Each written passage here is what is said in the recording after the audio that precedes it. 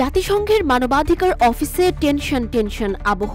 দুশ্চিন্তায় ঘুম নেই অ্যান্টনিও গুতেরেসের। ঘুম না হওয়ার কারণটি হলো প্রকাশিত হতে যাওয়া একটি প্রতিবেদন, যে প্রতিবেদনে ভাগ্য নির্ধারিত হবে ভবিষ্যৎ ভারতের, যার সাথে জড়িয়ে আছে বাংলাদেশের অত্যন্ত সেন্সিটিভ একটি ইস্যু। কি এমন প্রতিবেদন যা নিয়ে জাতিসংঘ ভুগছে উত্তেজনায়? দেয়ালে যখন পিঠ ঠেকেছে গুতেরেসের, তখন এলো সেই মাহেন্দ্রক্ষণ। নিরুপায় হয়ে আচমকা সেই প্রতিবেদন প্রকাশ করে জাতিসংঘ মানবাধিকার কমিশন, যে প্রতিবেদনটি শুক্রবার প্রকাশ করে আন্তর্জাতিক সংবাদ সংস্থা এপি। এটি প্রকাশের পর আন্তর্জাতিক মহলে চলছে নানা গুঞ্জন ও সমালোচনা। RICL TMX, যুগের পর যুগ স্থাপনা থাকে মজবুত। কে জানে বঙ্গোপসাগর হয়তো আঁচ করতে পেরেছিল যে তার পাশেই ভারত নিজের ভয়ঙ্কর গোপনীয়তা লুকাতে যাচ্ছে। ঠিক এমনটি করেছে তারা। বঙ্গোপসাগরের ঠিক পাশে আন্দামান সাগর, সেখানেই রাজধানী দিল্লি থেকে 40 জন রোহিঙ্গাকে ধরে নিয়ে ফেলে দিয়েছে ভারত। এমনই এক ভয়ঙ্কর তথ্য সংবলিত রিপোর্ট দিয়েছে জাতিসংঘের মানবাধিকার অফিস। সেই প্রতিবেদনে আরও উল্লেখ করা হয়েছে, ভারত সরকার সম্প্রতি মিয়ানমার থেকে আসা রোহিঙ্গাদের জোরপূর্বক ফেরত পাঠানোর প্রক্রিয়া জোরদার করেছে। এর অংশ হিসেবে ভারতীয় নৌবাহিনী 40 জন রোহিঙ্গা শরণার্থীকে সাগরে ফেলে দিয়েছে বলে অভিযোগ উঠেছে। বিশ্বের অন্যতম নিপীড়িত জনগোষ্ঠী এই রোহিঙ্গারা। 2017 সালে মিয়ানমারের সামরিক বাহিনীর জাতিগত নিধন থেকে বাঁচতে 10 লাখেরও বেশি রোহিঙ্গা পালিয়ে আশ্রয় নেয় বাংলাদেশে। ওই সময় ভারতে প্রবেশ করেন 22,000-এর বেশি রোহিঙ্গা, যাদের শরণার্থী হিসেবে স্বীকৃতি দেয় জাতিসংঘ।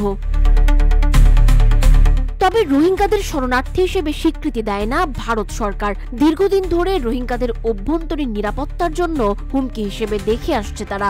একই সঙ্গে রোহিঙ্গাদের বিরুদ্ধে সন্ত্রাসবাদের অভিযোগও আনা হয়েছে দেশটিতে। আইনগতভাবে ভারতে কেউ শরণার্থী হিসেবে আশ্রয় নিতে পারেন না, তাই সব রোহিঙ্গাকে দেশটি অবৈধ হিসেবে বিবেচনা করে। মানবাধিকার গোষ্ঠীগুলোর দাবি, রোহিঙ্গাদের ফেরত পাঠানোর ক্ষেত্রে নিষ্ঠুরতা অবলম্বন করছে ভারতীয় নিরাপত্তা বাহিনী।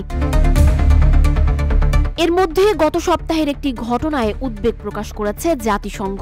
স্থানীয় মানবাধিকার সংস্থাগুলো জানিয়েছে, গত 6 মে ভারতের রাজধানী নয়াদিল্লি থেকে পুলিশ বেশ কিছু রোহিঙ্গাকে আটক করে। এর মধ্যে 40 জনকে চোখ বেঁধে প্রায় 1500 মাইল দূরের আন্দামান ও নিকোবর দ্বীপপুঞ্জে নিয়ে যাওয়া হয়। সেখানে তাদের ভারতীয় নৌবাহিনীর একটি জাহাজে তোলা হয়। জাহাজটি আন্দামান সাগরের কাছে মিয়ানমারের তানিনথারি অঞ্চলের দিকে যাত্রা করে। ওই জাহাজে থাকা রোহিঙ্গারা জানিয়েছেন, তানিনথারির কাছে পৌঁছানোর পর তাদের লাইফ জ্যাকেট দেয়া হয় এবং সাগরে ঝাঁপ দিতে বাধ্য করা হয়। ওই সময় তাদের মিয়ানমারের একটি দ্বীপে সাঁতরে চলে যেতে নির্দেশ দেয় ভারতীয় সেনারা।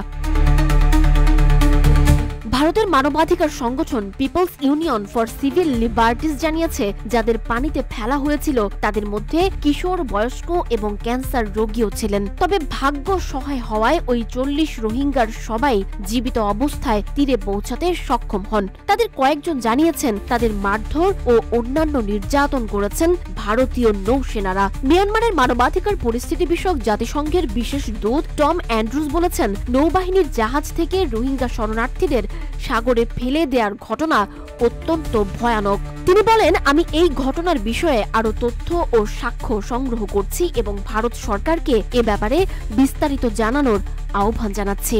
এর আগে গত সপ্তাহে বাংলাদেশেও 78 জনকে পুশিন করে ভারতীয় সীমান্ত রক্ষী বাহিনী। এর মধ্যে 300 জনকে পুশিন করেছে তারা। তাদেরকে গুজরাট থেকে ধরে এনে সুন্দরবনে পরিত্যক্ত অবস্থায় ফেলা হয়েছিল।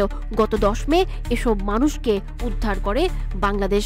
অভিযোগ আছে, তাদের ওপর নির্মম নির্যাতন চালানো হয়েছে, এমনকি তাদের না খাইয়ে রাখা হয়েছিল।